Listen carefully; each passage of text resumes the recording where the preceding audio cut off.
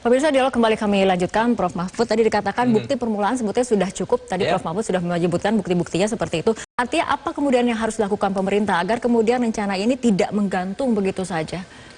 Ini tidak menggantung karena memang ini administrasi ya, hukum administrasi negara, bukan hukum pidana. Hukum pidananya nanti.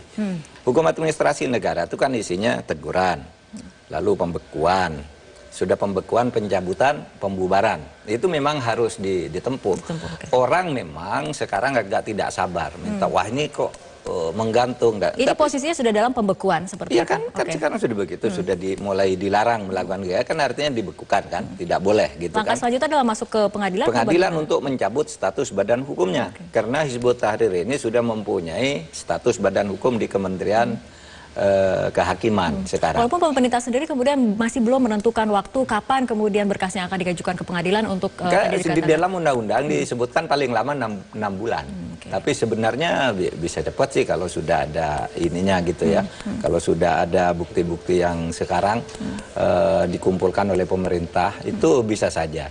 Harus diingat gini, dulu ketika ada organisasi-organisasi liar yang suka melakukan sweeping, menyita minuman keras di hotel-hotel itu kan dulu tahun 2011, 2012 kita berteriak ini ormasnya harus dibubarkan. Tapi waktu itu undang-undangnya tidak ada. Waktu itu ada Undang-Undang Nomor 8 tahun 85 itu tidak bisa dipakai untuk membubarkan itu. Maka kita membentuk undang-undang yang baru 17 tahun 2013. Jadi menurut Prof. Mahfud adalah mekanisme terbaik memang melalui jalur pengadilan seperti itu. Oh iya, pada ada yang mengatakan ini apakah perlu diterbitkan perpu atau mungkin kemudian harus merevisi undang-undangnya sendiri? Oh bisa saja kalau memang yang sekarang itu dianggap mungkin terlalu lama gitu. Bisa, perpu itu adalah satu jalan. Sementara tapi dari segi kegentingan apakah kemudian sudah genting? Saya kira tidak. Saya kira tidak. Artinya sebenarnya kan sudah tidak boleh melakukan kegiatan kan sekarang. Nanti tetap aja 6 bulan berikutnya dicabut status badan hukumnya itu. Kan gitu. Artinya ini sudah memang harus dibubarkan kegiatan seperti ini. Ini banyak loh kegiatan Hizbut Tahrir itu segi. Kalau demo itu sangat rapi, halus, tidak ricuh, selalu bawa anak. Tetapi pengaruhnya itu mereka sudah masuk mau merusak ideologi. Sudah jelas itu agendanya. Selalu dikatakan di mana-mana. Negara Pancasila gagal dan macam-macam gitu. Harus diganti khilafah kan itu. Dan itu sekarang masuk ke kampus-kampus. Nah, mengenai kampus-kampus Prof. Yudian, di UIN Sunan Kalijaga sendiri pada April lalu dikeluarkan surat edaran mengenai pelarangan aktivitas ataupun organisasi yang bertentangan dengan Pancasila. Kenapa menurut Anda ini sampai harus dikeluarkan surat edaran seperti itu? Apakah sedemikian mengkhawatirkan gerakan-gerakan di komunitas kampus itu? Iya, persis itu Mbak. Jadi begini, mereka ini kan punya kebiasaan yang kalau terlihat sederhana, tapi kalau dibaca dari filsafat kenegaraan tadi itu berbahaya.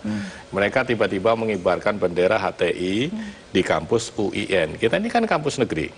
Nah, pada hari Minggu, pada saat tidak ada orang. Jadi kalau dibaca dari segi politik, ini kudeta namanya. Ya, padahal kita secara ideologis tidak sejalan dengan mereka. Nah, oleh karena itu saya mengeluarkan surat edaran untuk mempertegas bahwa kehadiran HTI itu tidak bisa kita terima. Karena sederhana seperti kata Prof. Mahfud tadi, Pancasila, mereka menolak Pancasila. Nah ya, saya ulang tadi kaitannya dengan khilafah itu. Jadi untuk mendirikan khilafah di Indonesia ini tidak ada syarat historisnya, ya. Yang kedua, tidak ada syarat teologisnya. Ya, karena syarat teologisnya itu harus punya nama-nama itu.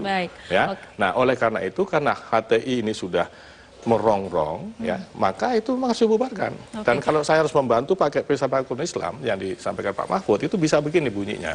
Jadi pemerintah ada prinsip namanya Saddu Dari'ah. Saddu Dari'ah itu kalau terjemahan bebasnya kira-kira preventif dan afirmatif action sekaligus. Maksudnya apa? Itu yang coba dilakukan pemerintah saat ini. Nah itu saya benarkan dari filsafat hukum Islam. Biar mereka orang HTI soalnya biar tahu alasan hukum Islamnya ini ya. Karena kalau Pak Mahfud mungkin tidak diterima. Ini alasannya Pancasila. Kalau saya kan Islam. Biar mereka ngerti ya bahwa Saddu Dari'ah itu maksudnya begini. Seorang pemegang otoritas, katakanlah pemerintah Republik Indonesia itu diberi kewenangan oleh agama Islam ya untuk mengharamkan barang mubah ya, bahkan barang wajib yang jika tidak diharamkan bisa menimbulkan kerugian. Maksudnya apa? Keberadaan Hizbut Tahrir itu ya bisa kita baca, bisa mubah, tapi kalau tidak dibubarkan nanti bisa menghantam Pancasila. Dan ini masalahnya kemudian ya sangat baik. Kita masih punya satu segmen terakhir, Prof. Kita akan lanjutkan perbincangannya, tapi kita ikuti jeda berikut terlebih dahulu.